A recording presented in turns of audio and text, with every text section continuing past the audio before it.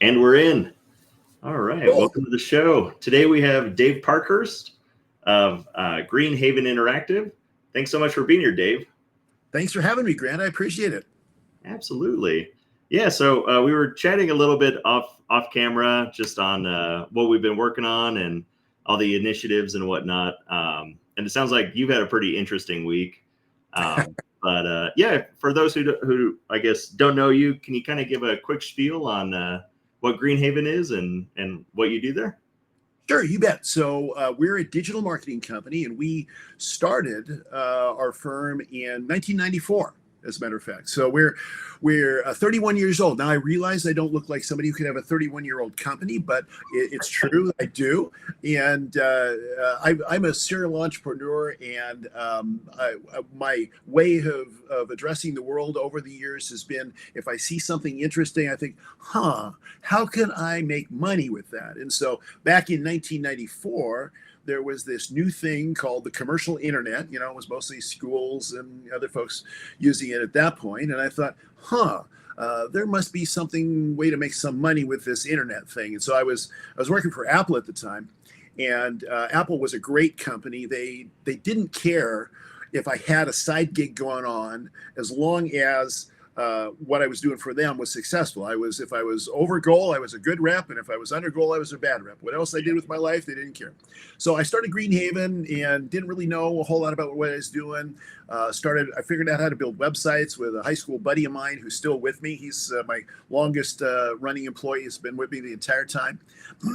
And we've had a great time kind of growing with the internet, growing with the whole web and everything that's developed, starting off with Google when it first started to kind of figure out how to use this technology. We've grown from just the two of us to there's 15 of us on staff right now, and do a lot of work with the trades, do a lot of work with roofers, HVAC, builders, construction, anything like that, because those are folks that have deep expertise, and we have deep expertise in what we do. And so therefore there's a nice fit with people that understand the value of expertise.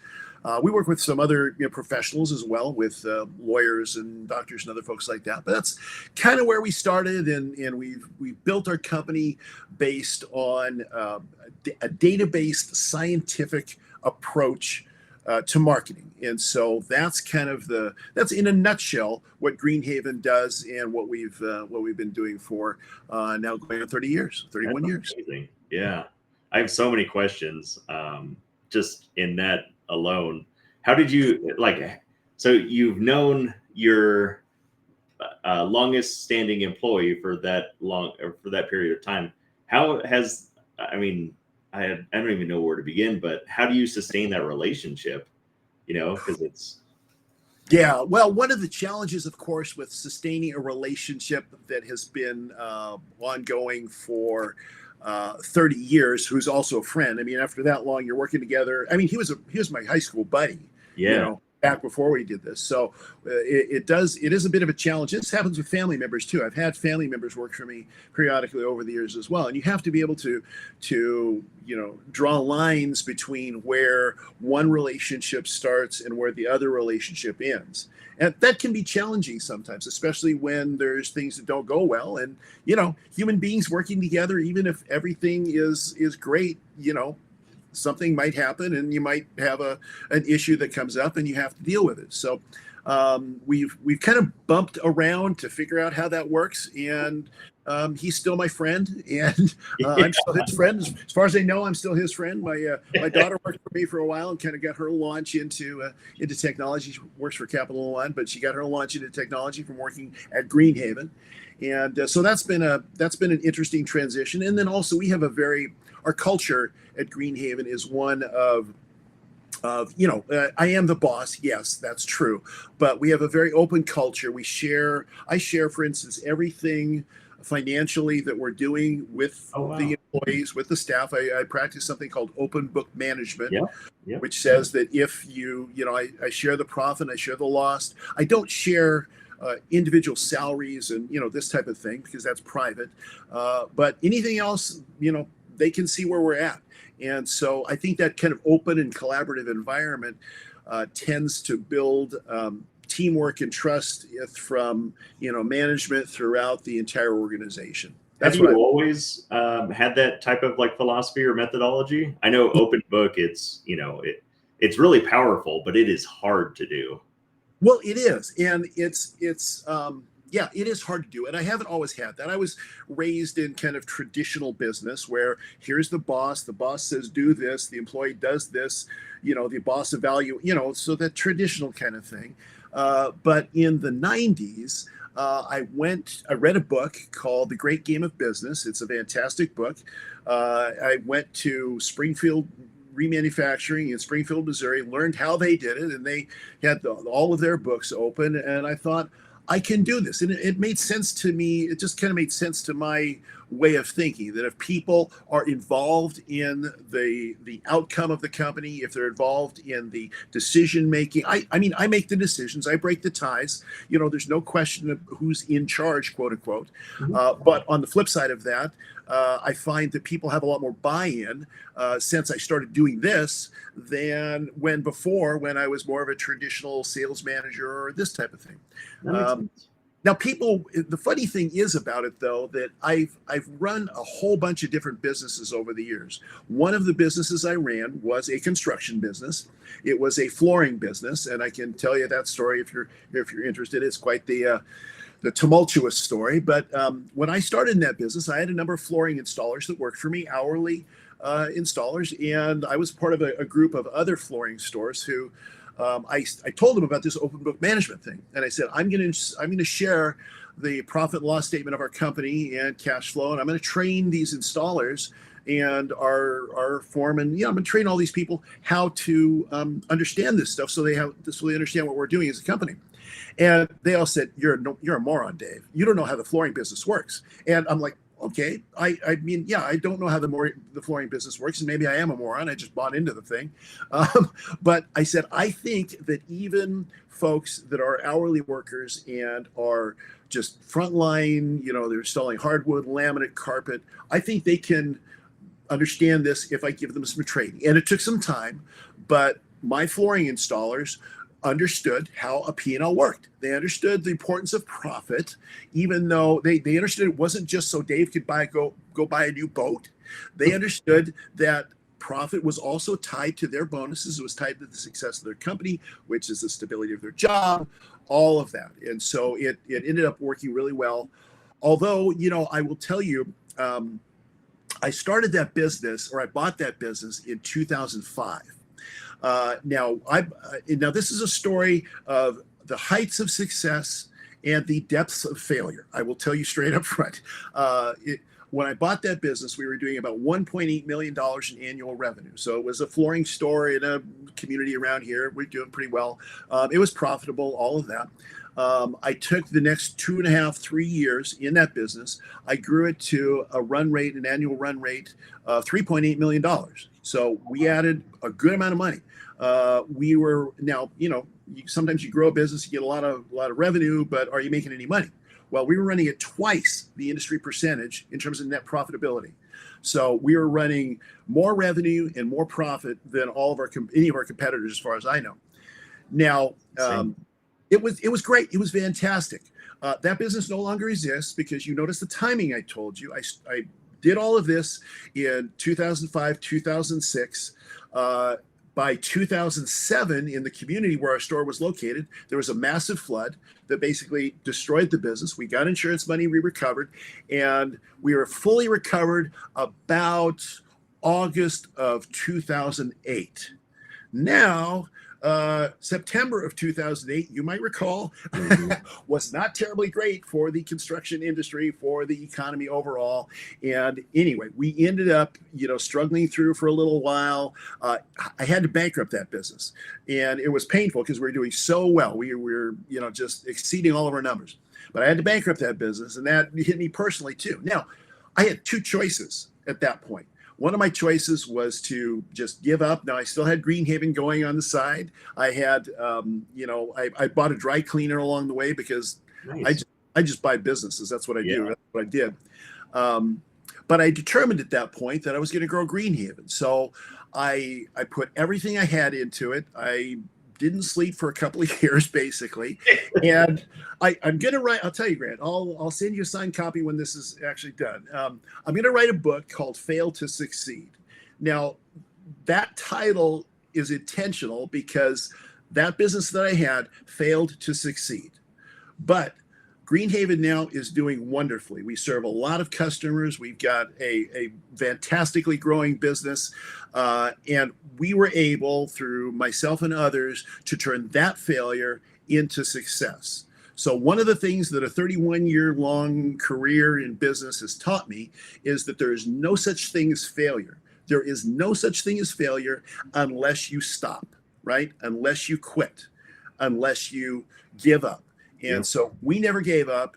And so Greenhaven is here. And that was, in my estimation, in a multi-million-dollar training exercise that I had to go through to get to the point where I'm doing what I should be doing. I mean, what an experience, though. Just, the amount of things that you had to, new skills and challenges you had to overcome along the way. Yeah. And, I'm sure Greenhaven is so much better for you having gone through that. Well, yeah, I've learned a lot of things. One of the things people say was, well, why is Greenhaven and why are you good at what you do? And I say, well, because I've learned everything not to do. Yeah. Oh, yeah, I like that. Yeah. It's not because I'm brilliant. It's because I have this list over here of a million things you don't do in business, and just don't do those things. And by default, the only thing left to do is successful stuff. Absolutely. Yeah, that's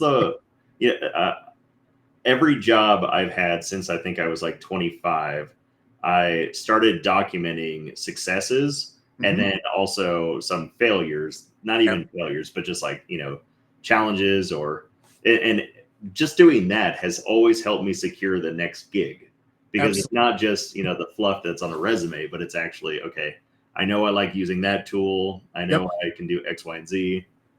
And so running a business, if you can take the time to actually document your journey, it's huge. 100%. Well, and that's why this book that I'm talking about writing has not had one word written for it. It's all in my head, so it's not impending. It's not going to come out on Amazon tomorrow.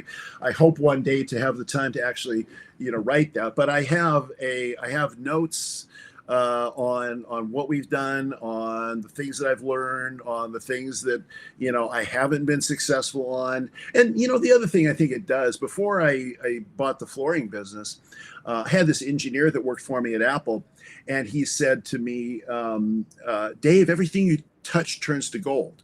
And I kind of believe that, which the flooring business taught me is not true. And you shouldn't believe all the good things that people say about you. Take them in, cogitate on them, figure out what's true, figure out what's, there's a certain amount of luck involved in business as well as skill. Figure that out. But then once you get that figured out, make sure you approach any success that you have with humility, with humbleness. And that you have to do that if you're sharing the results of your business with your team, with your staff as well. Oh, absolutely. I mean, that probably is the more fun part of open book management is, when you are in the up and up and, and you can really contribute that success back to the hard work that your team is sharing. Absolutely. Yeah, we and every week. So this actually, just before this meeting, I had, or this interview here, I had our weekly project meeting with our entire staff. And the way that I end every one of those project meetings is with the sales part of it, even though there's just a few of us that are in the sales part of it. But I want the staff to know kind of where are we going and what's happening. And so I was able this week to share some great successes that we've had in just winning some new clients and, attributing it back to all of the teamwork that everybody's done on the team. And, they want to come to work in the morning. I mean, that's what they say. They say, I like working for you, not because you pay me more than everybody else in the industry. We don't. We're just average company. But because they feel a sense of purpose. They feel a sense of commitment. They feel a sense of they're valued. They're included. The other thing about open book management, as you know, is that when you share this information with people, it's private information. They feel included. And they feel a sense of buy-in that otherwise they're not going to feel. So, yeah, we found that to be, very successful. I love it. Yeah, that's amazing to hear that it seems like the rollout has been really successful for you guys in terms Yep. of adding to your culture and Yes. making everyone feel that sense of, we're in it together. Everyone has skin in the game. Well, and culture. I mean, you said it. Culture. Culture is everything in a business. It's not good enough that you're great at what you do if you don't have a culture in which people care about the customers, care about the clients, care about the work they do. If you don't have people, if I'm good at hiring, if I'm good at getting the right people, then 90% of the problems take care of themselves. You get people that fit the culture, 90% of the problems take care of themselves because you've got people that care. Absolutely. Do you use that at all in your hiring, like to vet any of the talent that you're bringing on? Like, hey, this is our culture. This is I subscribe to open book management. If you're Yeah. not, just to like see if people are a good fit for that type of environment or not. 100%. I mean, so in fact, the part of the interview process that I get involved in, I don't do the initial screening or the first or second interview. I'm the kind of the last person that anybody that might come to the company sees. And so in my part of the interview process, I am 100% interviewing for culture, because if they come to me, they've got the skill set. My staff has vetted them, the references check out. My staff, of course, knows our culture and they're very protective of our culture. The team is very, they want to make sure that anybody that comes on with us is going to be going to be a good fit for us. And so my part is really that last step of me trying to figure out, do you come across as somebody who's going to literally care about our customers? Every company says, oh, we care about our customers, we care about quality and all that. And a lot of companies do, but there's a lot of companies that's a slogan. It doesn't really translate into the tough situations. If your culture, you only know your culture is good when it's tested by a hard situation. You can only tell if your culture is a winning culture when you lose. I mean, we had a client recently that is trying another marketing firm. We think they'll be back, but they decided to try another marketing firm. It's a good client of ours, and they're still our friends. Now, the way that we transitioned out from this client is one. I got them flowers. I sent flowers to their office. I said, hey guys, it's not traditional to say thank you when you're fired, but I'm saying thank you for all the business that you gave us over the years, and also let you know that we're here if you need us in the future. And with the staff, our staff, I said, look, guys, there's two ways that businesses typically will treat a business setback. And losing a good client is a business setback. There's just, you can't sugarcoat that. I said, one of the ways that businesses treat that, and it's a legitimate way to do it, is to say, we're cutting expenses. You all are going to be 20% more effective. You can grind down on all the negative of losing somebody. So that's one way to treat it, and that's legit. I mean, there's nothing wrong with that per se. However, I said, here's what we're going to do. I said, I know you guys. I know our value. And I know that there's people out there that will replace this customer and probably 2 or 3 times more than we were doing for them. So we are going to make lemonade out of lemons. There's been some lemons that were given to us. We're going to make lemonade out of lemons. And so one of my folks, we're big time into AI in our company. And so one of my folks animated me and animated one of our customer service folks. And we have our mascot is a leprechaun. He's Blarney O'Shaughnessy, the SEO leprechaun. And so Blarney's job is to help our clients find the pot of gold at the end of the rainbow, and the end of the rainbow is SEO, right? So anyway, so he took and he made this AI video, which is brilliant, I think, and of putting in a bunch of lemons into a blender, turning on the blender, and boom, it blows up with money.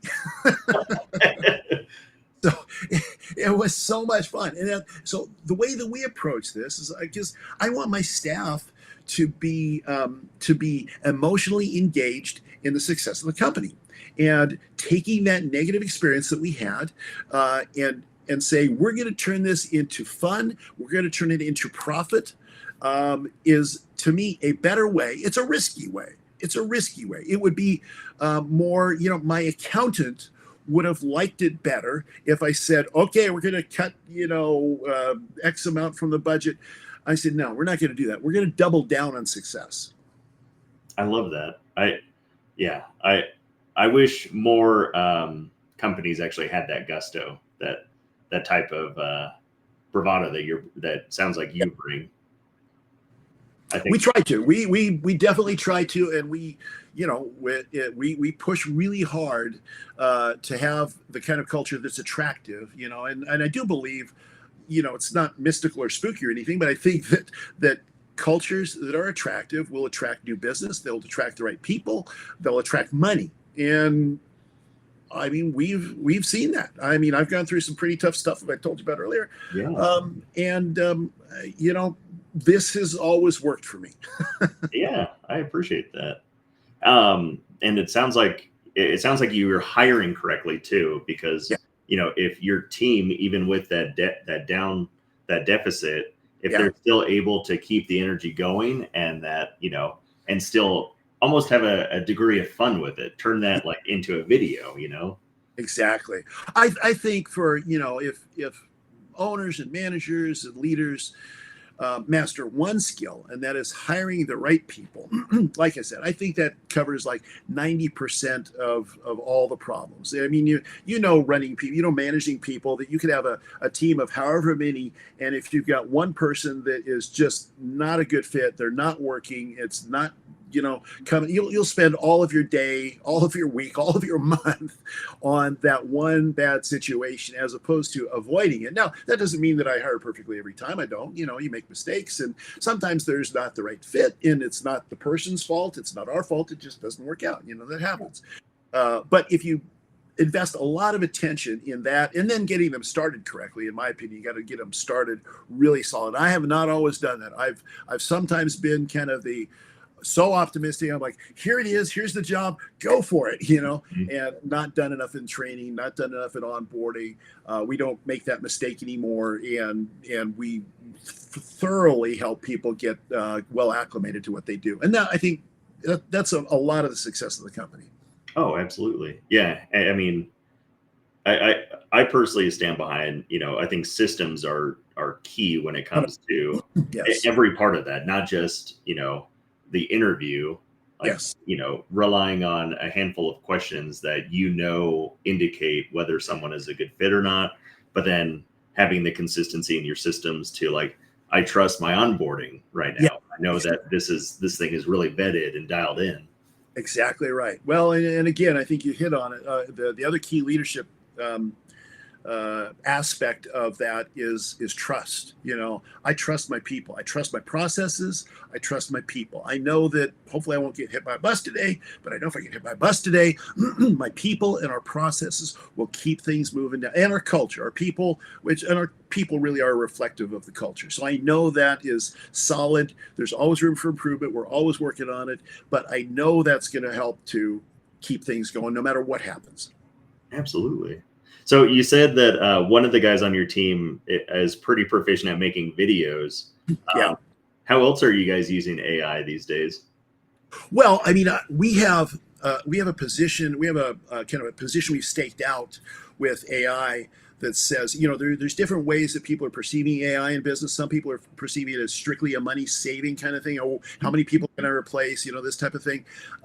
We don't position it that way. We believe that AI is a co-intelligence that sits on our shoulder all day long, every day, helping us with everything we can think to have it help us with. We believe it's a partner with us, and I think that's the way that successful companies, in my opinion, that's just an opinion because AI is so new, but I think that's how companies are going to be successful. So we literally incorporate AI into everything we do. We incorporate it into all of our market research. In all of the AI tools these days, I mean, my personal favorite is Perplexity, but we use Google Gemini. We're Google House because obviously we do a lot of SEO with Google and stuff. So we use Gemini, Perplexity, Claude, Grok, ChatGPT. We use them all, and we use a lot of AI tools such as, the new Google video tools are pretty fantastic. We love those, and that's how we're using that's how we're making these videos. But we use it for deep research. Almost all of our competitor analysis starts with multiple AIs doing deep research, because different AIs have different personalities. Yeah. Claude is not ChatGPT. Perplexity is not Gemini. Grok is its own thing. So there's all these different ones. So we will pair AIs, or not pair, but we will position the same question to multiple AIs. We always do it in the deep research because we don't want the quick answer. We want the deep research answer. And then we'll send it out to do those competitive analysis. We literally ask it every question. And we will literally assign it as many tasks as we think it can handle. We had an e-commerce client just recently that has this PDF catalog of all their products, and it exists nowhere in data, nowhere that they know of in data.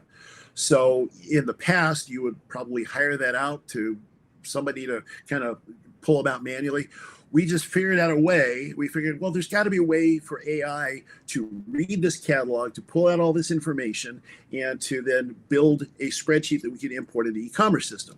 And without programmers, I have a development background, but I'm not a day-to-day programmer. We don't have day-to-day programmers on our staff. We've got other levels of expertise. And in doing that, and in just asking the question, can AI do this? Or maybe we should try. Maybe we could see if AI could do this. Yeah. So a lot of it, I remember in those early days I was talking about of the internet, when search started coming out, I would have these aha moments. Oh, I wonder if that's on the internet. Why didn't I think of that before? And I searched. Now the thing is, I wonder if AI has an opinion on this. I wonder if AI can collaborate, or just asking AI, here's what we're doing, Gemini.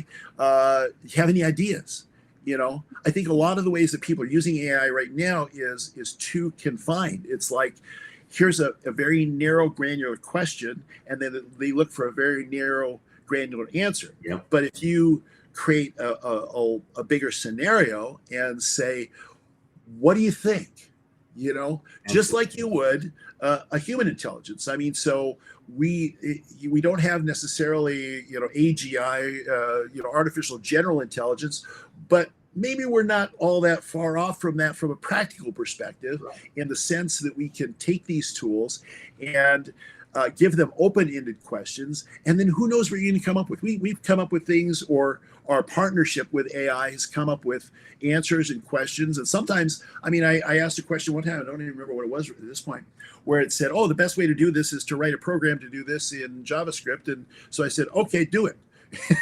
And did it, and it created this little widget. We put this on our website, and so we're finding new uses for AI every day. And then the other way we do that is at our team meetings. We have a team meeting coming up in a couple of weeks again after Thanksgiving, and I have tasked all the staff. I said, I want you to bring to all of our team meetings your best AI tips, tricks, learnings. Bring your best prompts. I think that prompt engineering right now is prompt engineering is a big thing right now. I think long term it might not be a big thing, because AI is going to be so intuitive. It'll be able to understand what we're asking for, even if we don't fully know how to verbalize it. Yeah. But we have them bringing that. So I think you also have to adapt the organization to be AI native, and not think of it as a tool. We think of it as an intelligence, not as a program. It's not a program. It's an intelligence, and you got to treat it that way. I honestly could not agree more with that. I think most people, when they approach AI, they approach it like a new feature in their CRM, or in AdWords or something. It's instead of, oh, help me fix this one thing. Instead of just doing that, it's like, no, document that one thing. Right. And then create a prompt next time, so you don't need to even, tell it any type of backstory. All you have to do is click a button, and it will do it for you. Well, and one of the things I find too, Grant, is that people think of AI in transactional terms, not in conversational terms. So oftentimes, even if they come up with a great prompt, then they take the answer and that's the end of it. AI's value, I think, is when it's like when you keep going back and forth, you develop the conversation as you Yeah. go. Just like you and I would do. If you and I were trying to solve a problem, I would say, Grant, what's the answer to this problem? You say, well, I'm thinking about this, and then it's over. That's not how conversation works. If you think of it in conversational terms, you're gonna be a lot more successful, in my opinion, than you will if you think of it in terms like Google search. You know, Yeah. Google, you ask for something, you look at an answer. This is a different deal, different animal altogether. Oh, 100%. And the beauty of it, like comparing uh, an LLM or AI to Google search, is it's not even apples to oranges. It's, a what's the most popular, red delicious apple Yeah. versus a hypoallergenic apple that's been 3D printed just for you, like Yes. a Star Trek Enterprise or something. Yes, exactly. Exactly. Because it knows your taste, it knows where you're at, it knows like everything that you're comfortable sharing to make Right. an apple the best experience for you. Well, and that's again, I think we're preparing for AI. So I do a number of presentations for like business groups in the area and stuff on AI. And one of the things that I tell them is I'm not here to train you how to do AI today. What I'm here to do is to train your brain how to think about AI in the future. Yeah. So when we think about AI today, there's one sort of flavor, but I've ended my presentations on technology for years with whatever I taught you a year ago is no longer applicable, because whatever you've learned, it's just forget everything you know about it, even if I taught it to you. It's not true anymore. So with AI, I say the same thing. We have to be cognizant of the way it's going to develop and position ourselves. What's it, Wayne Gretzky, that old quote from Wayne Gretzky, don't skate to where the puck is, skate to where it's going to be. We got to go to where AI is going to be, wait there, and then experience it as it comes. Oh, absolutely. Yeah. How do you, so with your team, I think, having that team meeting where you're assigning people, hey, come back and let's do a show and tell, Yes. like teach the team something. I Yes. think that's so important, so vital. But how has I guess that's part of your hiring too, is you're probably looking for people who share that type of, drive and like innovative characteristic. Yeah, we're looking for folks. I mean, as a marketer, fundamentally we're a marketing company, and so as a marketer, we have to look at every problem from the standpoint of creativity in a competitive environment. So, whatever all of our clients do, they've got 100 or 1,000 or 1,000,000 competitors, just the way the world is. Yeah. So we're looking for people that are going to be thinking creatively, thinking outside of the box. We try not to constrain people. So in terms of what they're doing, we want to give them, boundaries in terms of here's how much time we can spend on a task or project, because you can't spend infinite amount of time. It doesn't financially pan out. But we look for folks that have that kind of creative, I wonder if this would happen, or I wonder if that would happen. So, and experiments, part of what I like about being in the technology space, especially the AI space and marketing space, is that we can do experiments, and we can do, kind of Sherlock Holmesy kinds of investigations and thought experiments and such. Yeah. So we look for folks that are comfortable with that. So the folks that, if somebody is just like wanting, we're going to start at 9, stop at 5, do these 5 things over and over and over every day, that's okay. That's a legit place if you want to be that place. But that's not really necessarily where most of our folks want to be. They want to be in a place where they're getting to do something new and exciting with a lot of rote work. There's a lot of rote work that every business has to do. But they're looking for something that's a little bit more creative and a little bit more expansive. And so it's a big time part of the hiring process. Oh, yeah. Huge. So I know we've covered a lot just in this time. But let's go back to like this, like open book, and because I know that resonates with a lot of builders. Yeah. I've even listened to a handful of other podcasts where managers or owners have been on and disclose like what open book management is and how they use it in their construction business. Do you have any tips and tricks for other business owners who are potentially like interested in open book management and maybe even want to start, deploying it in their own business? Yeah, I think one of the most important things about open book management is taking the time to train your folks on what the numbers mean. and running. So it's one thing to say, here's our P&L. And it's like, okay, I mean, most folks in the trades, most folks that are developers, most folks that are marketers, they're not going to know what to do with that information. They don't have context for that. It's not what they've been trained for.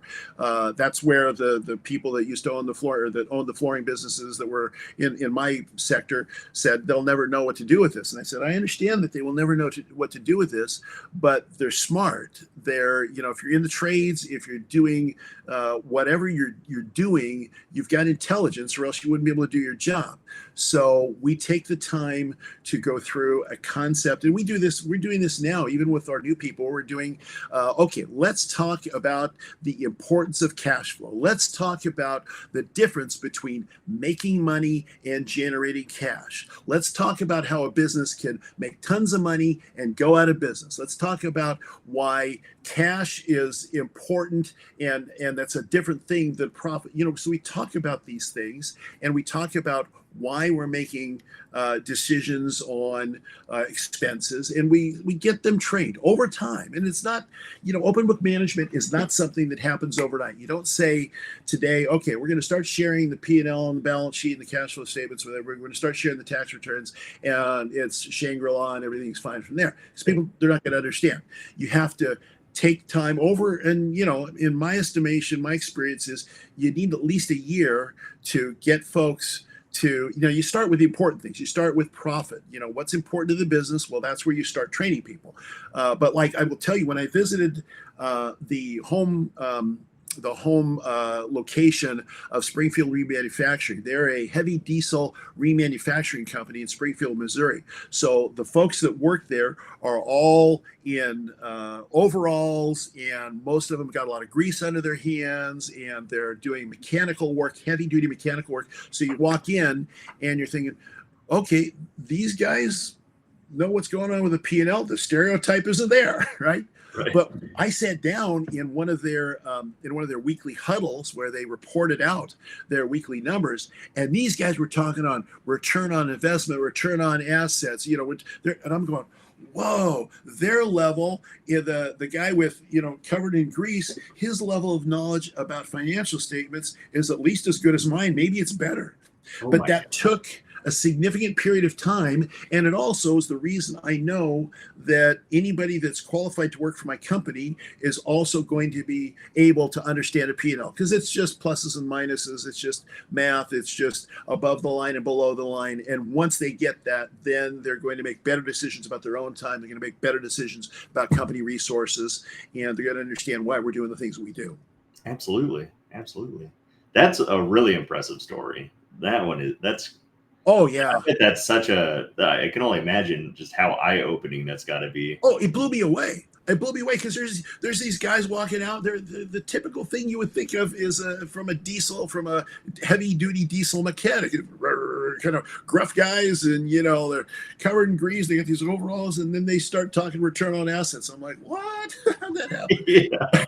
You know, it's proof of concept. Well, that's the reason I went down there to do the tour. They conducted a specific tour for people that have read the book, The Great Game of Business by Jack Stack. And I recommend anybody read that book. It's an older book now. It's like 20, 30 years, well, 30 years old, I suppose. But it outlines the principles in very approachable terms, in very easy to understand approachable. There's lots of books on open book management now, but that's one of the better ones in my opinion. I love it. I honestly haven't read that. I'm gonna get that. Oh, you got to read it, Grant. Yeah, you got to read it. It's fun.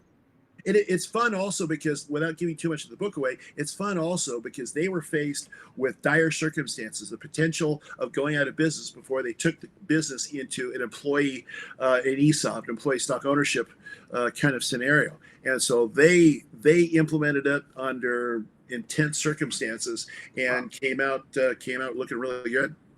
Good for them. That's impressive. Yeah. I mean, yeah, very cool. The amount of time and the change that goes into that too. Exactly. Exactly. So, Dave, going back to marketing, I guess, you know, we don't have to talk all about open book management. Sure. I personally love it. I find it so fascinating. Me too. Yeah. But back to, you know, like what you guys specialize in. Yes. For, you know, like we've been talking about, marketing in the trades is so vital in terms of getting in front of potential customers and understanding who's a good lead based off of timing, and who's just researching versus who's ready to get in contact with. Right. Do you have any tips and tricks for builders who are, maybe looking to improve their website or just their social presence? Sure. Since you've been in the game for as long as you have. Since the beginning of electricity being invented, yeah. Been doing it for a while. So, well, a few timeless principles. So the first thing is, I start a lot of my presentations with no ad hoc marketing. A lot of people in every industry do their marketing based on what a buddy recommended, or what they went to a conference or a trade show and they came back with a flyer, and the flyer promises I can get 100 new leads a week if I do this or that or the other thing. So I'm a big believer in the science of marketing. And by that I mean, you want to understand first of all, you have to be an absolute genius expert in who your target customer is. You have to analyze them. You have to know your target customer, your ideal customer, better than anybody else. I've got a series of books up on my shelf here by a sales trainer that I went through some stuff in the 90s. He said you have to qualify your target customer so well that they are the only one that can fit through your funny shaped door. And your funny shaped door, his name's Gil Cargill, for anybody that wants to look it up, your funny shaped door is that exact profile of the right customer to do business with. In the trades and in lots of businesses, people end up doing business with the wrong people. You cannot, and they're not the wrong people because they got wrong needs or they're bad people. They're just not a good fit for your business. So you have to understand yourself very well. What are your strengths? What are your weaknesses? And translate those into what your target customer actually looks like. And then go market like a laser beam to those folks. Now, then what you do, I mean, the beauty of like what we do in our marketing is a lot of marketing agencies work on, creativity, and that's fantastic. And we, as I said, I appreciate that, and we do that in our business. But we also have the tools, artificial intelligence, plus a number of other tools that will allow us to determine what all of our competitors and what all the competitors of our clients are doing. In SEO terms, what are they ranking for in terms of keywords? What keywords are they using? What are the things that are on their website that talk about their unique selling proposition? And so if you're approaching a client, if you're approaching a potential prospect, for instance, and you use the words that are on their website that say, here's the thing that we do, and we do it better than anybody else. Well, first of all, you show respect for them by reading their website before you approach them, sales 101, right? And then number two, you have to approach them with a pitch, if you want to call it that says, here's how we can help you do the thing that you say you want to do. So you got to take all the data you can get, and the world is filled with data now, and AI can find it all for you. So that's the fantastic thing. So find me all the roofers in the Tacoma Pierce County area of Washington State that look like they've got an annual revenue range of this and this, or install so many, this type of thing. And then give me a deep dive into everything that they do. And once you've got that list, once you've got that understanding of what they do, you tailor your message only to that. You just don't use, and again, back to no ad hoc marketing, you tailor your pitch for exactly what they do and how they do it and what their outcomes are going to be. If you do those things to start with, if you do your research, in other words, on your target market and your the specific people in that target market that are a good fit for you, then you're going to market to the right people. It's going to be easier to deliver for them. They're going to be happier. They're going to give you referrals, and you're going to have a client for life. I mean, I tell all of our clients that, my goal, I'm a simple man. I'm not a genius by any stretch. I just want to do such a good job for you that you can't afford not to send me checks for the rest of my life.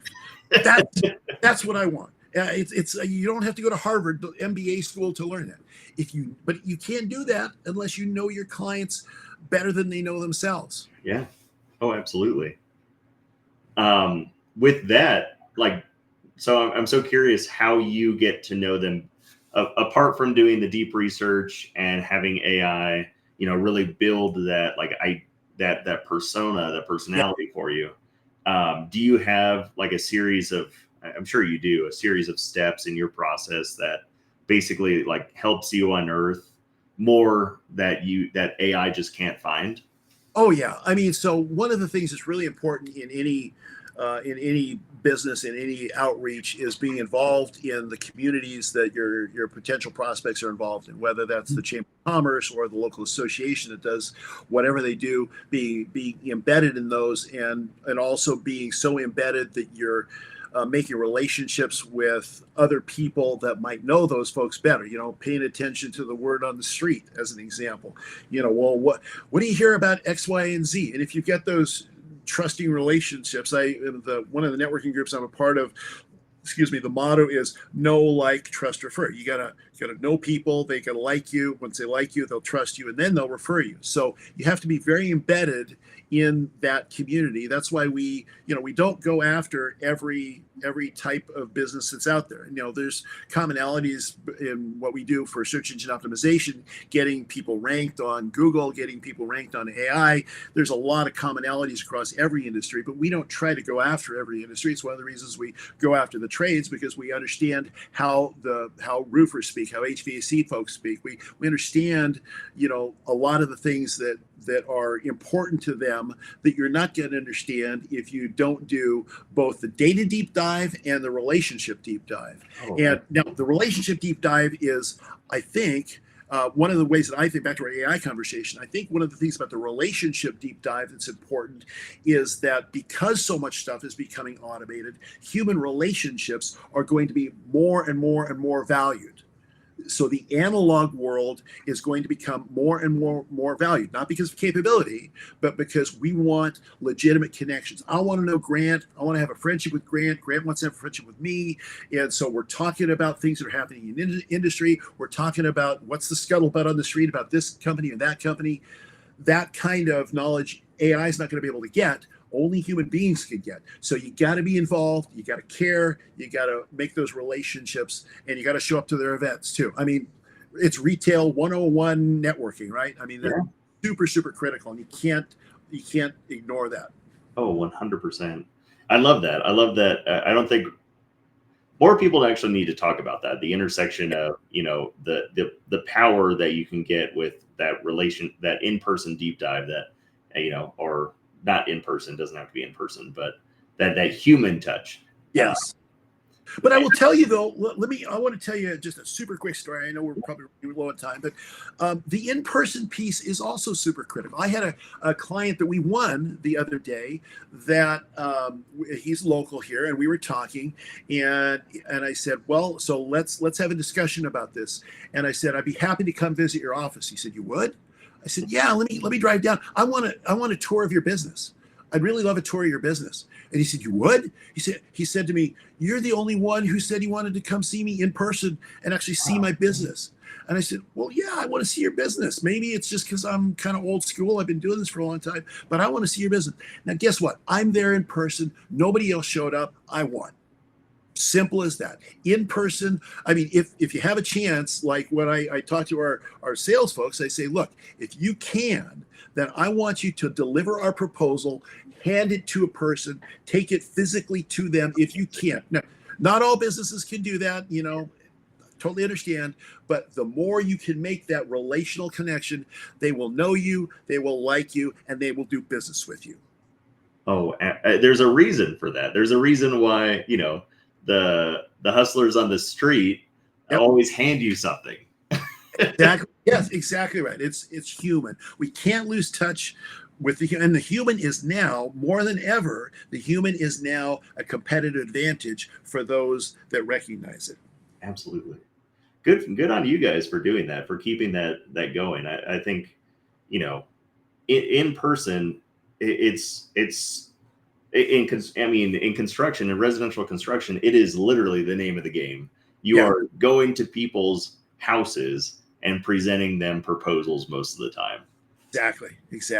Yeah, that's critical, and that's going to be, I think, as automation becomes more and more of a dominant portion of our life, I think that's going to become more and more, the human piece of it is going to become more and more valued, and I think it is going to set apart those that have, exceeding their goals versus those that are just kind of treading water. Oh yeah. Well, Dave, this was awesome. I thoroughly enjoyed just all the different components and things that we were able to talk about this today. is fun. How can people who are listening to this kind of stay in touch with you, or learn more about what you guys are up to? So we are Greenhaven Interactive, where anytime you Google Greenhaven Interactive, you will find us. We're at greenhaveninteractive.com.